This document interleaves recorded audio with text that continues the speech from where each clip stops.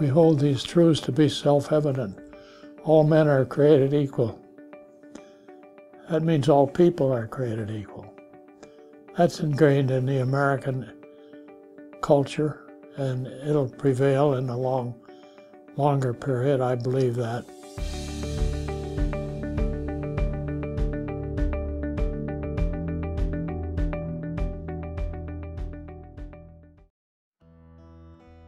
We were very poor, particularly during the Depression.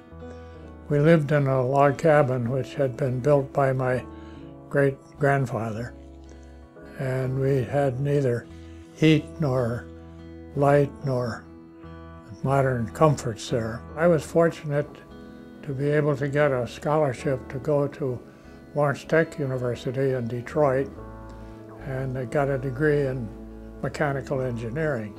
If I hadn't received the scholarship to go to Lawrence Tech and got that engineering degree, my life would have been entirely different. The building, which was rented, was covered with ivy, but it was by no means an Ivy League college.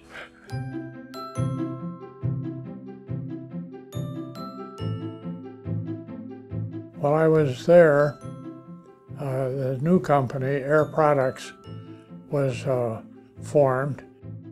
Air Products had a great chance early on, and he and many others, especially the founder of the company, Leonard Poole, they took full advantage of it. Leonard Poole, who was the head of the company, he used to come around the engineering school and talk to various people, and he was seeking to recruit engineers to come and work there.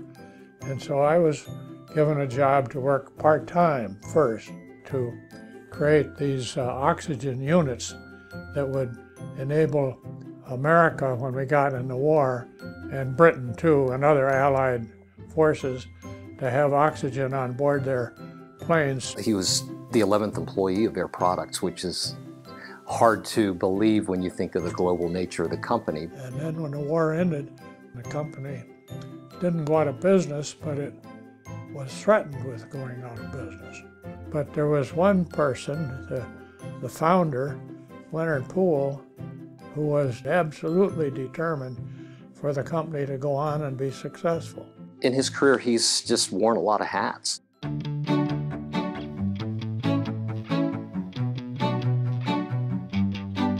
People liked working for Ed Donley. He treated them with respect. He was a gentleman. Could he be demanding? Of course he could be demanding. Did he have high expectations? Yes. He took over as the CEO and chairman the year I joined the company. He's been retired for many years, but he still maintains an office, and he does a lot for the community. He had a campaign early on for safety. He was very, very clear that nothing was more important than safety. Not revenue, not profits. That it was critical from his perspective that our employees went home in the same condition that they came to work each and every day. His contributions to Air Products were enormous. You know, he helped grow that company just from a handful of employees to this great, multinational company that it is today. If you had said to me that Air Products is going to be a renowned world corporation with many tens of thousands of employees functioning in offices and factories in 100 different countries around the world, I would have said, oh, yeah. Air Products' continuing growth stems from its people and their ideas. And the 15 or 16 people within a year had grown to about 500 people. And one of the 500 people who was hired was Inez Cantrell, and she became my secretary. But it wasn't a romance, it was just a working relationship. And Inez wrote me a letter, and I was in Detroit, and she said, Cleveland isn't very far from Detroit, so I think I'll come and visit you too. And so she came to Detroit, and she got a job there, and that's when the romance started. And a couple of years later, we were married. Mrs. Donley, she was a dear, dear person. Well, she was an excellent mother and devoted to our family. And she showed that same dedication to the community and didn't really seek recognition for herself. Ed Donley and Inez were people that were not self-centered. I think, you know, in any leader, there's always a family, and there always is a strong spouse that stands behind the other partner in that relationship. Inez was very much like Ed, a quiet, unassuming type of person, but her dedication to a number of charities and initiatives for the community was really exceptional. And it was wonderful to see the two of them working together for the benefit of our community. They played to one another's strengths in a tremendous way. You can't separate me from Inez. We were a team.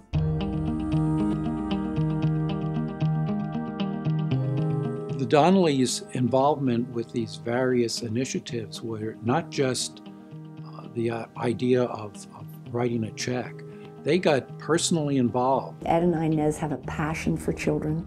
They've always put their own children first in their lives.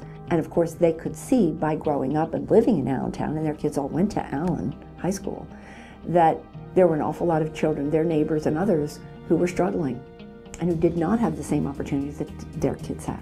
And so they wanted to provide those opportunities for as many children as they possibly could. Education is a precious gift.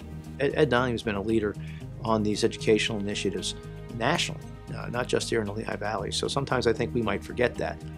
The kids who got that early childhood education, they finish high school more frequently. They go to college more frequently. And the most significant factor is they go to jail less frequently. There's an important payoff, and the evidence is very clear on that. He reads everything. He gets several newspapers. He watches a lot of things on TV. Good morning to you all. This morning's New York Times, if you haven't seen that yet, I urge you to get a copy and read it.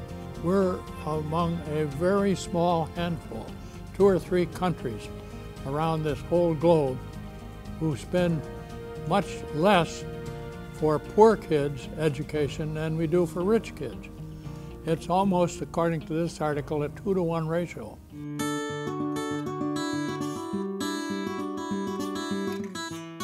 My birthday is this month. Oh, is it? Great. I'm going to be 49. He's a humble man from humble origins, but with a very powerful and influential position. And he used that position not to bully or intimidate, but to try to advance worthwhile goals and objectives. We're products of the culture and the community in which we live, and if we can enhance the quality of that community, that's in our self-interest.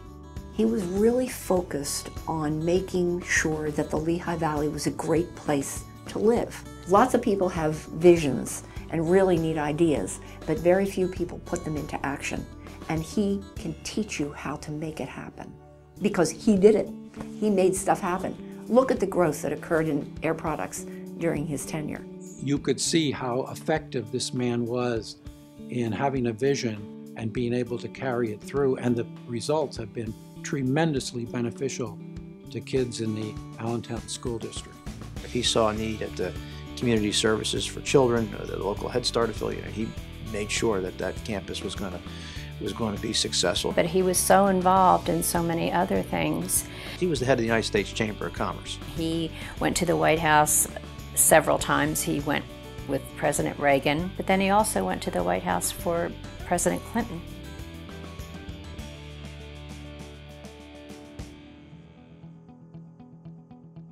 You have to be able to have a leadership style that allows you to be able to walk in someone else's shoes a bit and understand where they're coming from and what their challenges are if you're going to expect them to follow you or work with you to achieve your goals and objectives.